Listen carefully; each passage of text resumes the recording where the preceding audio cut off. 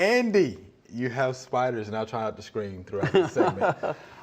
So what do we need to know about the spiders? Because they are beneficial, right? They are, and that's the point. If you can get past your phobias about spiders, I mean, next to snakes, they're some of the most misunderstood creatures on the planet. They have just really undeserved reputations. But the more you know about them, of course, you know, it's my thing anyway. Right. But the more you know about them, the more interesting they are. To start with, in broad strokes, they're arthropods. They're related to insects, but they're not insects. Insects typically have 3 legs, 3 body parts. But spiders are arachnids, and spiders and their relatives, and they have 8 legs, they have 2 body parts, and some other interesting equipment. So this is not a native spider. This is actually a blonde tarantula from the Sonoran Desert. But we use it because it's the large size.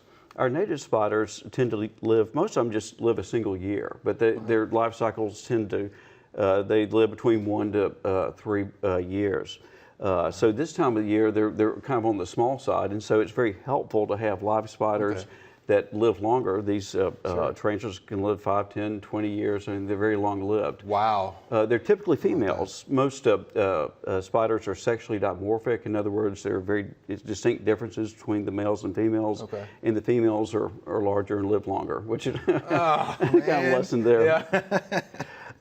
You really can't tell really clearly here that it has 8 eyes, but the eyes are on the part called the cephalothorax, which is kind of a head chest. They have 8 legs, 8 eyes. They're more sensitive to light and dark, although jumping spiders can see up to 8 inches. They have pedipalps, a large, that looks like a first set of legs, and inside they have fangs. The fangs are connected to venom glands. All spiders are venomous. All spiders are venomous. However, not all spiders are venom is deleterious to humans, but every time you talk about spiders, you know, you really have to talk about the brown recluse and the black widow, which are also found in the gardens, and you really don't necessarily want.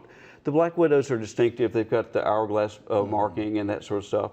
Spiders will eat anything, and so they eat the males, they eat other spiders, of course they eat everything. The brown recluse, we won't go into too much detail about it at this point, but they're small, wispy brown spiders that hang out in your closets and all like that, and you really want to avoid them. But anyhow, those are the 2 no-nos, but most of the other spiders that we have, and there are thousands of them. People tell us that you're never more than 3 feet away from a spider. Your house, your garden, everywhere. But the good news is they eat bugs, and they eat lots of bugs. In the South, we have 3 general types of spiders. We have the very familiar web spinning spiders or web weaving. All spiders have silk glands they use to not only trap their prey, but also provide habitat. They use it in a variety of interesting ways. But these orb weaving spiders will just lay in their webs and wait for something to come into it. Let's see if we can get him down a little bit. This is our native wolf spider, which they get, not terrifying, but they get very large. See if I can get that around where we can see it. They get larger later, and you know they look more like our friend the tarantula.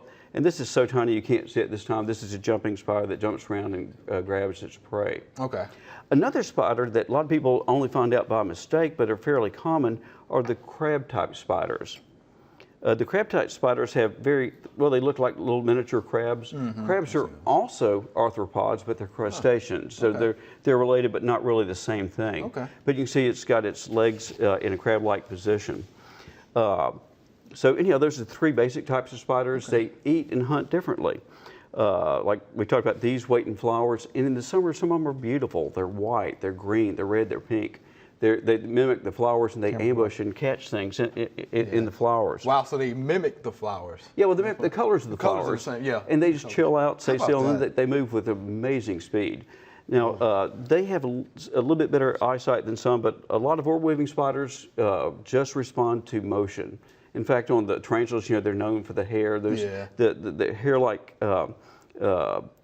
things on their legs are very sensitive to sound and vibration. But another myth about spiders is basically that they are you know, arachnid vampires. They got their fangs, they go and they just bite something, they suck the juice out of it and go on to the next. And actually that's not true, but it makes them even more terrifying sounding. You know, the truth is that all spiders, to some extent, digest at least part of what they eat. Anyhow, if you can see this on your own, if you go out to the garden, you look at throw something into like a garden spider or something, and watch it eat. It will use the fangs first to penetrate and kill the prey. They may wrap it in a little bit webbing while they're waiting for it to die. Okay. But then they will go, and I think we've got to see if we can get him around where he can be seen by the camera. This is actually a brown recluse, and unfortunately he's decided to crawl down on the bottom. Wow, but if you look in there, you can see he's actually got a wolf spider in his palps. What he's done after he knew he killed the wolf spider, he grabbed it, and they actually regurgitate digestive fluids onto the outside, and they take their palps and their jaws, and they macerate it. They get the digestive juices in it, and they eat it that way. Now, things like the wolf spiders and tarantulas, the hunters, a lot of them will tear the prey apart and eat bits and pieces, although you will see wings and legs and the less, I hate to say less juicy parts, but but the parts that they can't chew as well. The crab spiders have another way of going about it. They have exceedingly strong fangs, and their fangs pierce the shell of an insect with the exoskeleton, the external covering. They will go, not only inject some venom, but also they will throw up some digestive juices inside it.